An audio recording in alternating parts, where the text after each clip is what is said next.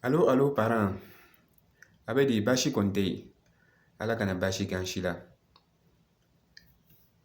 I ka wagati fitinin di yan. I bɛ n lamɛn. N bɛna sekiri kabako dɔ de d'i ma bi. Sekiri ba. A sekiri, a kan ka to ne bolo, a kan ka to ele bolo.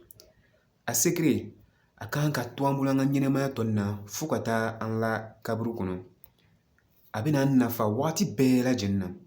Kabako sekiri. Bi an bɛ fɛ ka ɲɔgɔn baro min kan o de ye warimugu ye, l'argent. N bɛna sekiri dɔ de d'i ma wariko nin na. Warimugu kɔni, nafolo. Hey, hali bi Ala y'an sɔn. Ala y'an sɔn nafolo la. A barakama, a nafama, a camanba.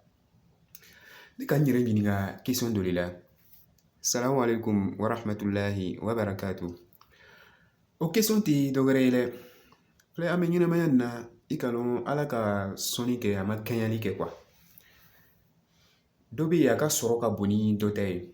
Dɔ bɛ yen a yɛrɛjɛgɛ barakani ni dɔ ta ye. Dɔ bɛ yen a ta sɔnta bonyana ni dɔ ta ye. A filɛ, ni ka i sigi ka miiri ka duniya filɛ bi ten.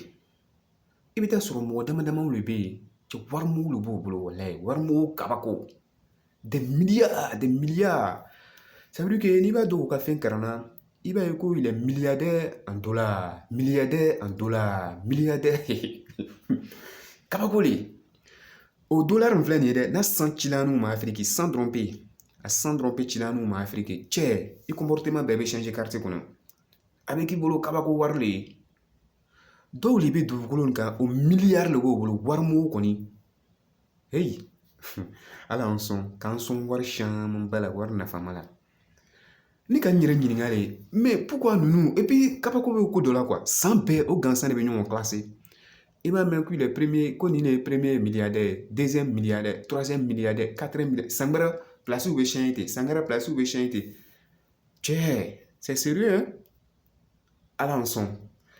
Donc, ne ka nyere nyingale.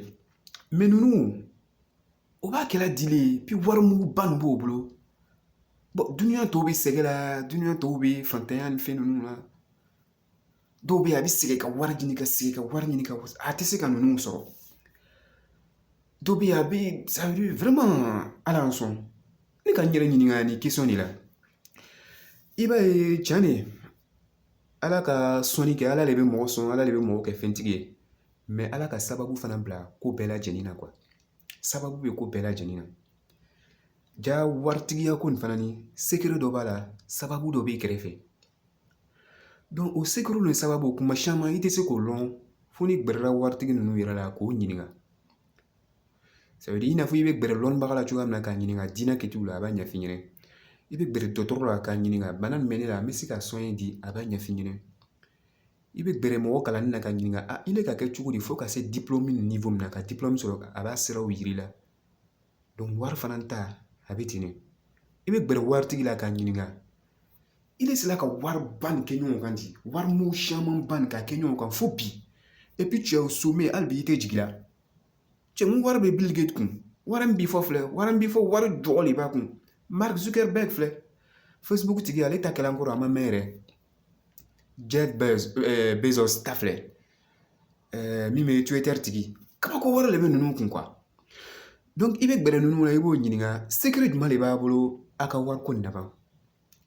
Ça veut dire que wari jɔgɔn b'ale bolo et puis sisan yɛrɛ u ka ONG kɛ u bɛ mɔgɔw sɔn tututu a bɛ wari nin secret jumɛn de b'a la dɔw bɛ sɛgɛn ni fɛnw na warimugu nin b'ale bolo.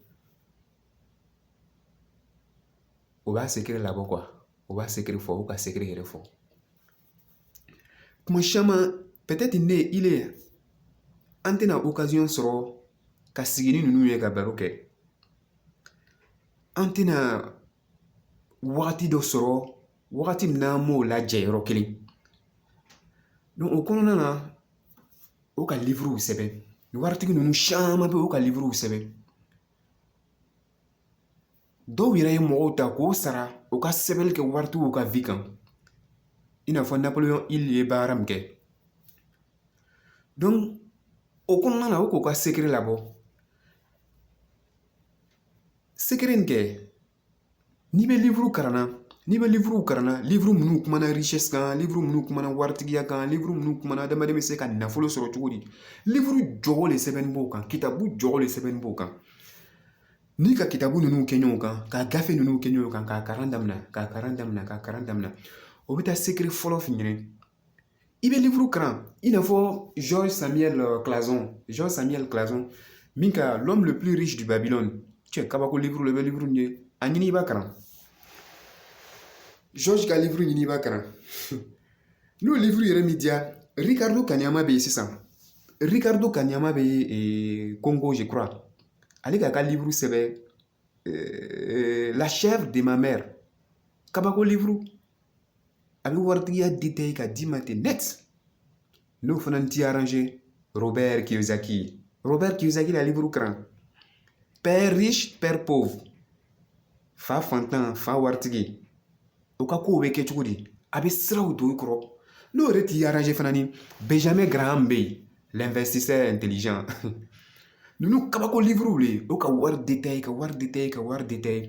i ka même kuranaba kɔnɔ kuranaba min jigila Muhamɛdi kan ne ma ni kisi b'a ye kuranna kumana wari kan ka ɲɛfɔ ka wari ko mumu bɛɛ détail cɛ a tɛ ne kun a t'i le kun donc an b'a kalan dɔrɔn ka timi kuranna kumana wari kan dɛ i ma zaka yɛrɛ hali a kan ka don mɔgɔ min bolo ka bɛɛ fɔ ka sigi ten net cɛ wari ye kabako fini ye l'argent est sacré donc n'i ka livre ninnu kɛ ɲɔgɔn kan ka livre ninnu kalan o bɛ taa secret de f'i ɲɛna secret tɛ dɔwɛrɛ ye teliya bolo ma n bɛ secret d'i ma o de ye wari mara l'épargne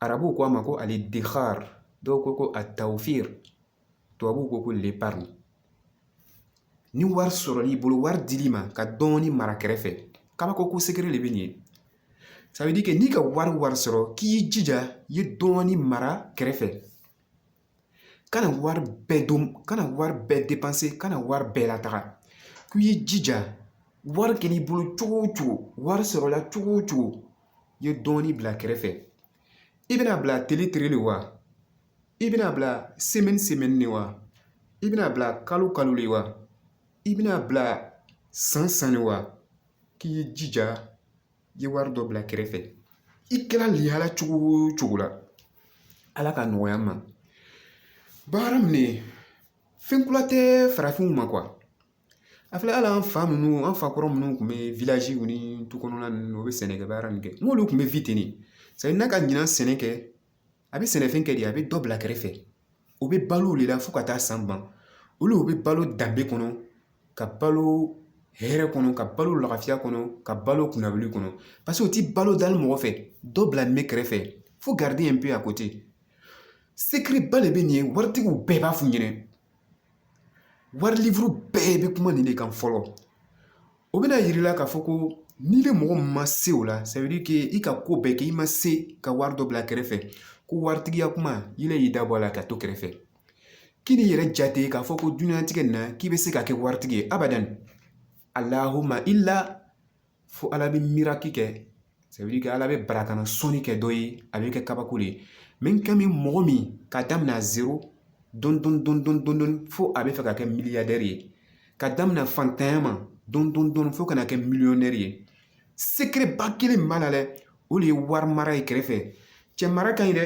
hali an fɛ i ta yɛlɛ ni adamaden min jogo ɲɛna adamaden min comportement ka ɲi o bɛ mun de fɔ ko fa ka fisa marani de donc wari fana ka kan ka mara de wari ye lihɔrɔmafɛn ye wari ye kabako fɛn ye n'a donn'i bolo silamɛya ko de fɔ ko wala tabsutuha kullal bast k'i kana bɛɛ di ten kana bɛɛ lataga k'i ye dɔ bila kɛrɛfɛ k'i ye dɔ garder donc l'épargne waritigiw ka secret ba de bɛ nin ye an ka kan k'an yɛrɛ kalan nin de la jogo dɔ de ye comportement dɔ de ye laada dɔ de ye a tɛ na tile kelen a ka gɛlɛn n'i ma la n'i banana vidéo lamɛnna sisan i yɛrɛ programme i y'a fɔ k'i b'i ta daminɛ k'a fɔ ko ne bɛna wari dɔ ta ka bila kɛrɛfɛ dɔɔni i bɛna lɔn ko ja baara fitinin tɛ baara kolo gbɛlɛn yɛrɛ de mais idée ne fantanya k'an labɔ dɛ surtout anw min bɔla Afiriki anw min bɛ ville Afiriki layɔrɔ man ɲi minji man ɲi dɔgɔtɔrɔso man ɲi misiriw yɛrɛ man sanu ça veut dire que problème don an kan k'an jija de waritigi ninnu ka sira minnu ta an bɛ a sira ɲɔgɔn ta fana pour que an fana b'an ka indépendance financière sɔrɔ an bɛ k'an yɛrɛ ta ye wari ta domaine na wariko nin secret ba i t'a ye la ni an faw n'an baw fɔlɔ n'u tun bɛ fɛ ni rentrée sera an ka kitabu san bɛ nɔgɔya an ka fourniture scolaire biki ni kaye ninnu san bɛ nɔgɔya u b'a fɔ k'an ye taa sireri kɛ ko an ye taa mana chasse feere u bɛ mun kɛ u bɛ kɔfuru san ka d'an ma kɔfuru bɛ bila olu kɔnɔ kɔfuru nin wari bɛ bila a la dɔɔni u b'a fɔ o de ma ko ka dɔ bila kɛrɛfɛ mais pourquoi an ma kɛ vacances wagati ka rentrée labɛn et puis an tɛ continuer a la en même temps a imaginer ni de mɔgɔ min sera ka continuer nin na san 1 san 2 san 3 san 4 san 5 san 6 waritigiw ye kabako kuma dɔ fɔ o ko i de mɔgɔ min foyi t'i bolo i wolola fantanya na i bɛ fɛ ka kɛ waribatigi ye k'i ye commencé ka wari garder kɛrɛfɛ ka wari garder kɛrɛfɛ ni de mɔgɔ min sera ka t'o la ko san 10 bɛ dafala yɔrɔ o yɔrɔ san 15 bɛ dafala yɔrɔ o yɔrɔ k'i bɛ compter milliardaires et millionnaires cɛman mais i b'a dɔn ko baara minɛ a ma nɔgɔn a mako bɛ yɛrɛ kalan na a mako bɛ yɛrɛ jugudon na mɔgɔ accuseli i y'o dabila ten i m'a ye duniya yɛrɛ filɛ o ka facultéw dayɛlɛ ka universitéw dayɛlɛ ka wari karan bila la gestion financière comptabilité nin bɛɛ lajɛlen pour que ka wari mara ye kabako le ye dɛ secret ba de bɛ nin ye mais ni secret min dili ma ten i bɛ nin yɛrɛ ɲininka n kan ka joli mara kalo kalo wala semaine semaine i bɛ yɛrɛ ɲininka n kan ka mara cogo di yɛrɛ i bɛ se k'i yɛrɛ ɲininka fana ni n kan ka marali n kan ka daminɛ wagati jumɛn nin bɛɛ lajɛlen lɔnnibagaw kumana kan o ka livrew sɛbɛn kan o ka miiriyaw kɛ ɲɔgɔn kan ka waritigiw yɛrɛ y'a secretw yira mɔgɔw la n bɛ fɛ ka min f'i ɲɛna yan dɔrɔn i jija à partir d'aujourd'hui ni das kelen donna i tɛgɛ kɔnɔ dɔɔni bɔ i b'a garder kɛrɛfɛ dɔɔni bɔ i b'a garder kɛrɛfɛ ni wari donna i tɛgɛ kɔnɔ kana wari bɛɛ lataga adamadenya ma sɔn o ma diinɛ fana ma sɔn o ma n ala la kuma faamuyala a secret ka se k'a mara ala k'o nɔgɔya an ye a secret ka se k'a mara ala k'o nɔgɔya an ye ala ye an sɔn k'an sɔn nafolo camanba la k'an sɔn nafolo barakama na i ka foli de tun bɛ nin ye salamu aleykum